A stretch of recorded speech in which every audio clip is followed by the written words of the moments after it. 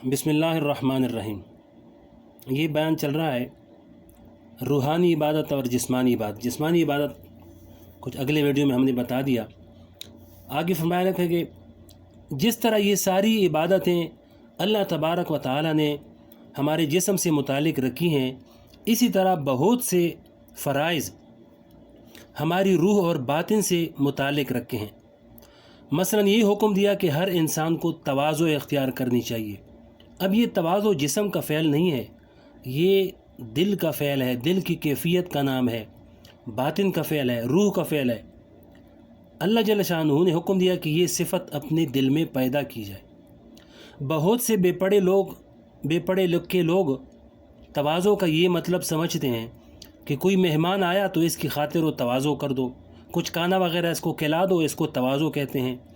तवाज़ो का मतलब ये नहीं है। जो कुछ पढ़े लिखे हैं वो भी तवाज़ो का मतलब समझते हैं इनकिसार, दूसरों से इनकिसारी के साथ पेश आना। बाद लोग ये समझते हैं कि आदमी की ज़रा गर्दन झुकी हुई हो, कुछ सीना मुड़ा हुआ हो, तो जो आदमी इस तरह लोगों से मिलता है इसको कहते हैं कि बड़ा मुनकसिरुल मिजाज आदमी है, बड़ा मुतवाज़े है। खूब समझ लीजिए कि तवाज़ो का कोई ताल्लुक़ जिस्म से नहीं है, तवाज़ो का ताल्लुक़ कल्ब और रूह से है। इंसान अपने दिल में अपने आप को बेहकीकत समझे कि मेरी कोई हकीकत नहीं, मेरी कोई कदर नहीं, मैं तो एक बेकस बेबस बंदा हूँ। ये ख़्याल दिल के अंदर पैदा हो जाए, इसको कहते हैं तवाज़ो, और अल्लाह ताला ने इसी का हुक्म दिया है। अल्लाह तबारक व ताला ने इखलास का हुक्म दिया है कि अपने अंदर इखलास पैदा करो, इबादतों में इखलास पैदा करो। जो काम करो अल्लाह जल्ल शानहू की रज़ामंदी और उसकी खुशनुदी के लिए करो। ये है इखलास।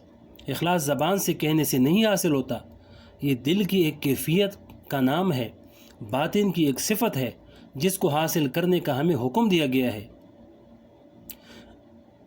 इस तरह अल्लाह ताला तबारक व ताला ने शुक्र का हुक्म दिया है कि जब कोई नेमत हासिल हो तुम्हें तो अल्लाह जल्ल शानहू का शुक्र अदा करो। ये शुक्र भी इंसान के दिल की कैफियत का नाम है, इंसान की रूह का फ़ेल है।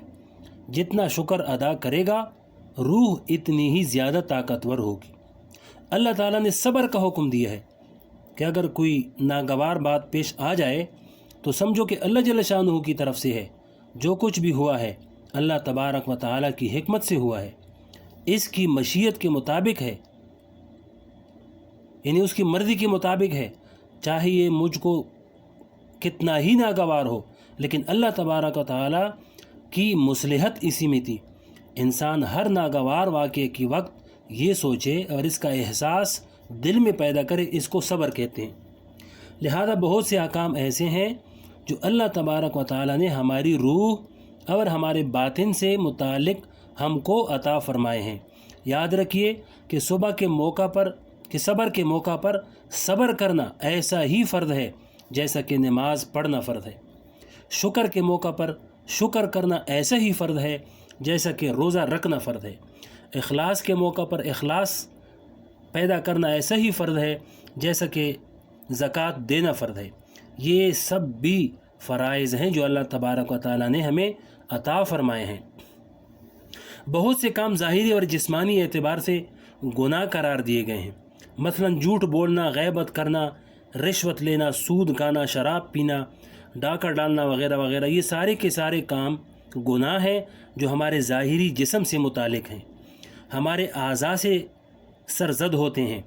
इसी तरह अल्लाह तबारक व तआला ने बहुत से बातिनी कामों को भी गुनाह करार दिया है। मसलन तकब्बुर एक बातिनी बीमारी है, गुनाह है, जो हाथ पाँव से अंजाम नहीं दी जाती।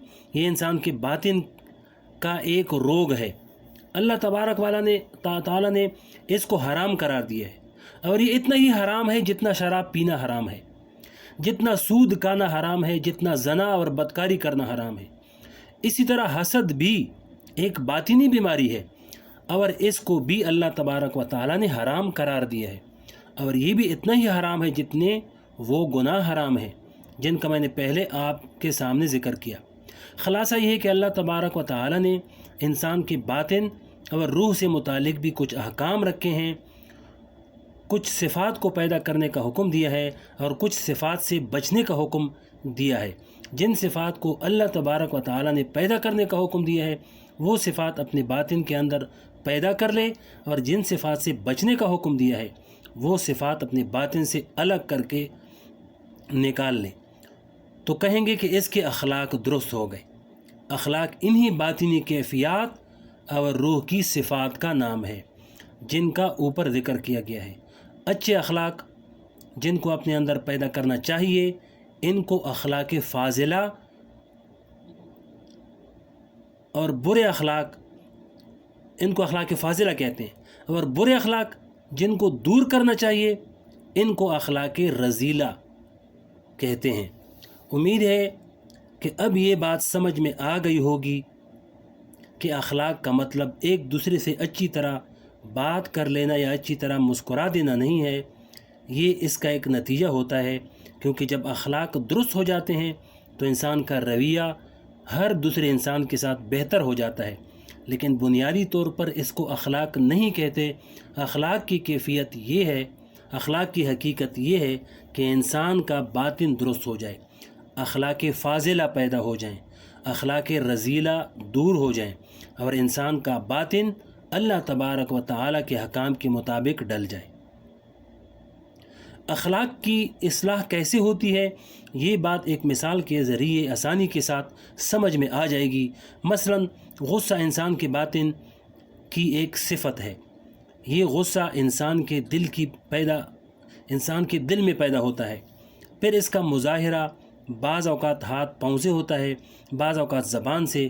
جب غصہ آ گیا اور غصے سے مغلوب ہو گیا تو چہرہ سرخ ہو گیا، رگیں تھن گئی، زبان بے قابو ہو کر آؤٹ پٹانگ بکنے لگی، ہاتھ پاؤں چلنے لگے۔ یہ غصے کا نتیجہ ہے، لیکن اصل غصہ اس کیفیت کا نام ہے جو انسان کے دل میں پیدا ہوتی ہے۔ یہ غصہ ایسی چیز ہے کہ بے شمار باطنی رذائل کی بنیاد اور جڑ ہے۔ اس کی وجہ سے بہت سے گناہ سرزد ہوتے ہیں۔ اگر یہ غصہ انسان میں بالکل بھی نہ ہو، کوئی کچھ بھی کرتا رہے لیکن اس کو کبھی غصہ آتا ہی نہیں، یہ بھی بیماری ہے۔ اللہ تعالیٰ نے انسان کو غصہ اس مقصد کے لیے دیا ہے کہ انسان اپنی جان کا، اپنی آبرو کا، اپنی دین کا دفاع کر سکے۔ اب اگر کوئی شخص پستول تانے کھڑا ہے اور اس کی جان لینا چاہتا ہے اور ان صاحب کو غصہ آتا ہی نہیں، یہ بیماری ہے۔ اگر کوئی آدمی نعوذ باللہ نبی کریم صلی اللہ علیہ وسلم کی شان میں گستاخی کرتا ہے تو اس وقت ایک آدمی کو غصہ آتا ہی نہیں، اس کے معنی ہے کہ یہ بیمار ہے۔ یہ مواقع ایسے تھے کہ غصہ آنا چاہیے تھا، اگر نہیں آ رہا تو یہ بیماری ہے۔ اور اگر غصہ اعتدال سے زیادہ ہے تو یہ بھی بیماری ہے۔ غصہ اس لیے آئے تاکہ دوسرے آدمی کے شر سے اپنی حفاظت کر سکے، اس حد تک تو غصہ صحیح ہے۔ اب اگر غصہ کرنے کی جتنی ضرورت تھی اس سے زیادہ کر رہا ہے، مثلا ایک تپڑ مار دینے سے کام چل سکتا تھا، لیکن اب یہ غصہ میں آ کر ایک تپڑ کے بجائے مارے چلا جا رہا ہے، یہ غصہ حد اعتدال سے زیادہ ہے اور گناہ ہے۔ لہذا غصہ اگر کم ہو تو یہ بھی باطن کی بیماری، اور زیادہ ہو تو یہ بھی باطن کی بیماری۔ غصہ اعتدال کی حد میں ہونا چاہیے کہ ضرورت کے موقع پر آئے اور بلا ضرورت نہ آئے، اور اگر بلا ضرورت آئے بھی تو آدمی اس کو استعمال نہ کرے۔ آگے حضرت علی رضی اللہ کا واقعہ بھی اس کے بارے میں ہے، اس کو اگلے ویڈیو میں انشاءاللہ بتائیں گے۔